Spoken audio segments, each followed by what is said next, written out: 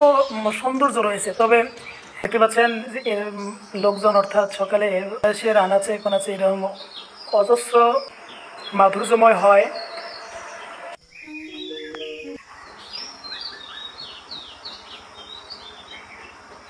আসসালামু আলাইকুম ওয়া রাহমাতুল্লাহি ওয়া বারাকাতুহু।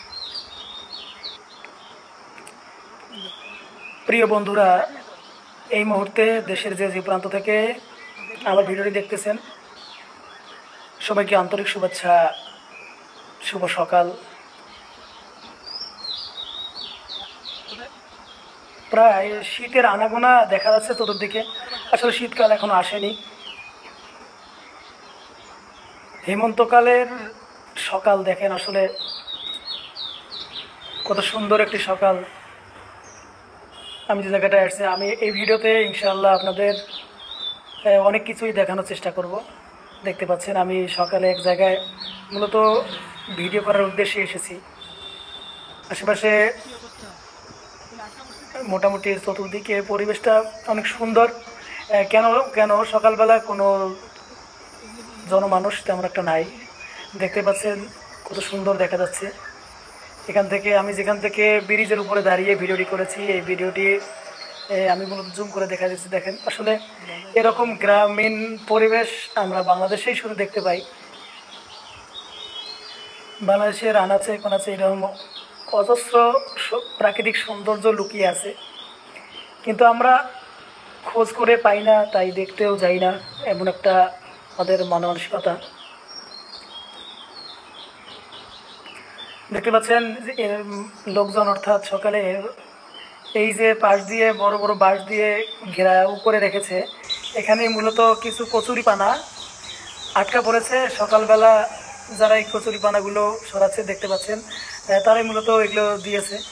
এখন আমি বলবো, সচেতন নাগরিক হিসেবে একটি নদী, চলমান একটি নদী, ছোট্ট একটা নদীর শাখা, এই নদীকে অবশ্যই এভাবে কচুরিপানা দিয়ে আটকে রাখা কখনোই উচিত নয়। তো অবশ্য আমি এই ভিডিওটি সকালবেলায় করতেছি। দেখতে পাচ্ছেন ওনারা নিজেরা চতুর্দিকে কষ্ট করে বাঁশ দিয়ে ঘেরাও দিয়েছে। তো এখানে কচুরিপানাগুলো আটকে পড়ার কারণে ওরাই আবার কিন্তু এগুলো ঠিক করতেছে। তবে মজার বিষয় হলো যে এই যে সুন্দর একটা পরিবেশ, এটা কিন্তু আমরা উপভোগ করতে পারি। আমরা যদি সকালবেলা বাড়িতে বসে না থেকে, ঘরের কোনায় বসে না থেকে, সকালে বিছানায় শুয়ে না থেকে বাইরে বের হই, তাহলে অজস্র প্রাকৃতিক সৌন্দর্য কিন্তু আমাদের চোখ ছুঁয়ে যাবে। আমি মূলত একজন প্রাকৃতিক অর্থাৎ প্রকৃতি প্রেমী। প্রাকৃতিক সৌন্দর্যকে আমি খুবই ভালোবাসি।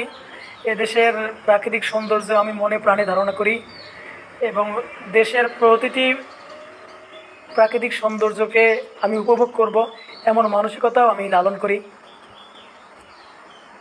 আমার পরিচিত যারা ভিডিওটি দেখতেছেন এবং যারা রেগুলার আমার ভিডিও দেখে থাকেন, তারা অবশ্যই ভিডিওটিতে লাইক দেবেন এবং এই ভিডিওটি সবার মাঝে শেয়ার করে দেওয়ার চেষ্টা করবেন।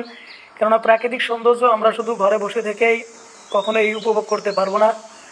আপনারা যারা ঘরে বসে আছেন, তাদেরকে আমি মূলত উদ্বুদ্ধ করার লক্ষ্যে এবং তাদের মনে প্রাকৃতিক সৌন্দর্যের তাড়না সৃষ্টি করার লক্ষ্যে বাংলাদেশের আনাচে কোনাচে যত প্রাকৃতিক সৌন্দর্য রয়েছে, এই সৌন্দর্যগুলো উপভোগ করার জন্য আপনি এবং আপনার পরিবার সহ সময় বের করে অবশ্যই দেশের সৌন্দর্যগুলো উপভোগ করেন। এই আহ্বান থাকবে সবার জন্য। আমি যেহেতু একজন প্রাকৃতিক প্রেমী অর্থাৎ প্রকৃতি প্রেমী, প্রাকৃতিক সৌন্দর্যটাকে মনে প্রাণে লালন করি, তো এই জন্যই দেখতে পাচ্ছেন আমি ব্রিজের ওপারটা ধারণ করার পর এদিকে দেখতেছি, আপনাদেরকে এই জন্যই দেখাইতেছি যে এদিকেও প্রচুর কচুরিপানা রয়েছে।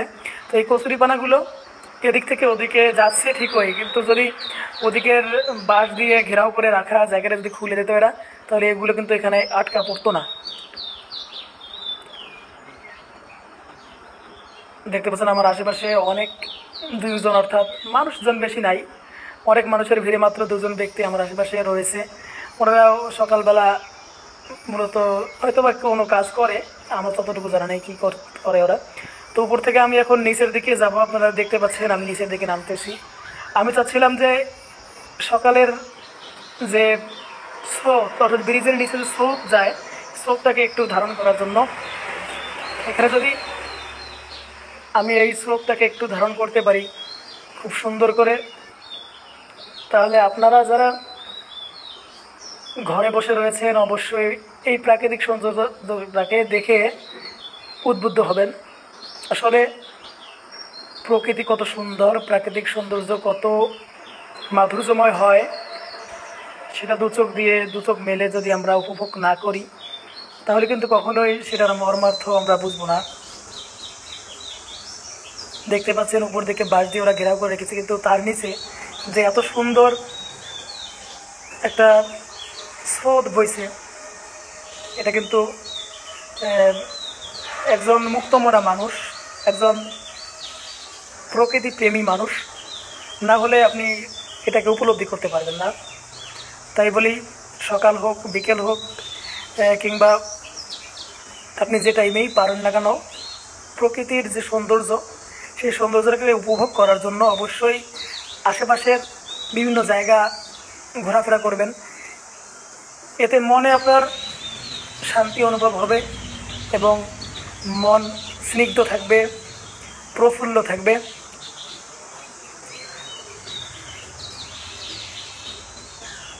অবশ্য এই কচুরিপানা আমাদের ক্ষতির কোনো কারণ নয়। এগুলো যখন পচে যায়, এগুলো দিয়ে আমাদের দেশের বিভিন্ন জায়গায় বিভিন্ন মানুষ এগুলোকে দিয়ে মূলত চেষ্টা করে যে কিছু জৈব সার তৈরি করার জন্য। আমি চেয়েছিলাম মূলত আজকে আপনাদের প্রাকৃতিক একটা সৌন্দর্য তুলে ধরার জন্য।